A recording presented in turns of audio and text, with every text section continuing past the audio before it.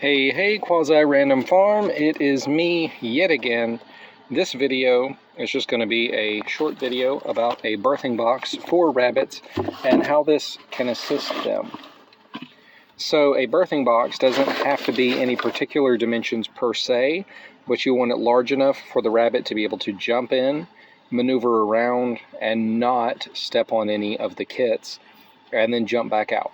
So this birthing box is a little over a foot long, and it has walling that's maybe 10 inches, I believe, going up and on the back, and then on the front it had what was initially about 6 inches, and the rabbits have nibbled and nibbled and nibbled, and it's kind of deteriorated. But anyway, the purpose of this box, so as wind and stuff, or if you've got any kind of rain that's blowing in comes, it's not going to be able to get through the side of the box. So the kits are in here, they're very well sheltered, they don't have any kind of direct really hot sunlight on them, they're kind of secluded, they don't have any kind of crazy wind, and hopefully they're not getting rained on either. So here's an example in our hutch with one of our ladies that likes to, if I can get this open, let me scoot it so I can get this door open.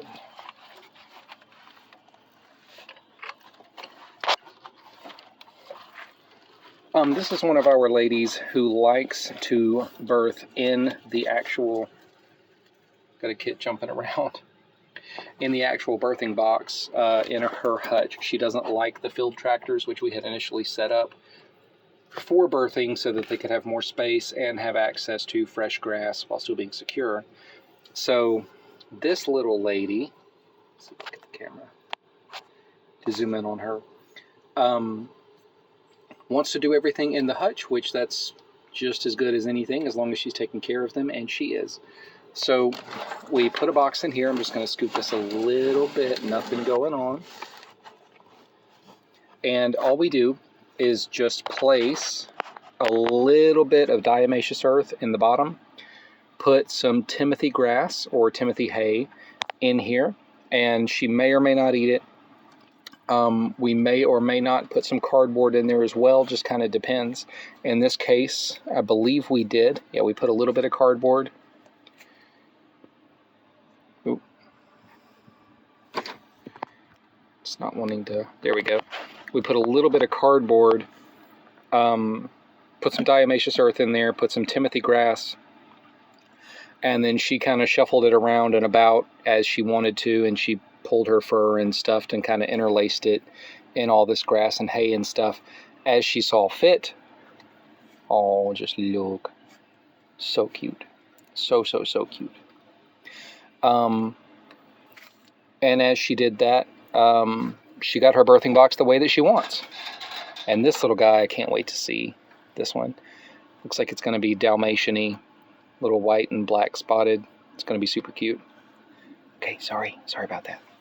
Anyway, so that gives them a really good environment where they've got lots of security. So not only are they in this hutch, which has a little bit of openings for airflow, we still left the greenhouse plastic on the back. It's pretty warm, but the wind tends to blow in from the north, so that is north facing, so it helps protect from the wind shear. And again, still got airflow on the sides, side where her little food box is. A little bit of sunlight creeping in. The top, which technically could have sunlight, there's a hutch above her, so we've got a draining tray here which collects the waste. Oops. And we dump that in the compost pile. But that's our birthing box setup, and it's very good, very beneficial. Some people like to have an extra little piece on the back. I don't particularly see a reason why that's necessary. I'm sure there could be benefits to it, but this is how we choose to do it. Just a little small, oh my gosh, just look, box with some hay, a little bit of cardboard, a little bit of diatomaceous earth, and that will really help out.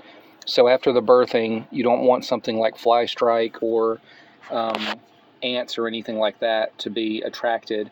So putting that little bit of diatomaceous earth will go a long way towards really helping you out and prevent any unnecessary losses from any kind of other little critters all getting in there and messing around.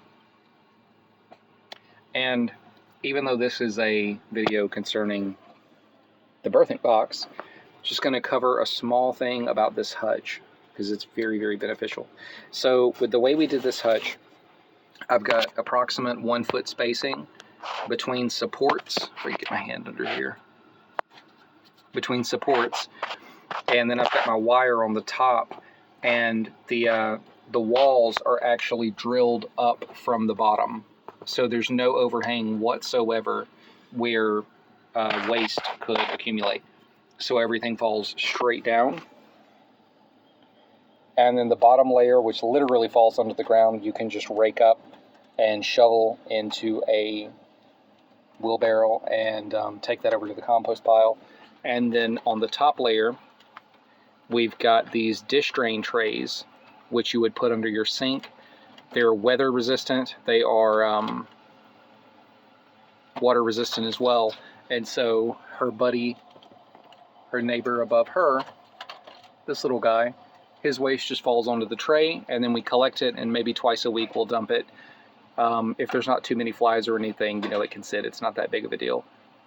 But we do need to dump it at least twice a week.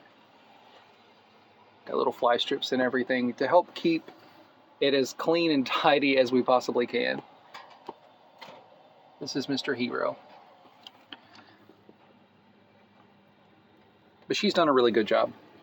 And that's our birthing box setup. I know I got a little distracted on this video, and I'm sorry about that. But please like, share, and subscribe. We really, really appreciate everybody. Perks to using a birthing box to help prevent loss of kits, having something that's going to protect them from weather, protect them from elements, protect them from any unnecessary direct sunlight, help keep them nice and shaded and secluded so they can grow up, and then when their eyes are open and they can hear, they can run around and do stereotypical bunny stuff. Just going to slide this back where it goes. All right. And we'll see you guys next time. Thanks, everyone.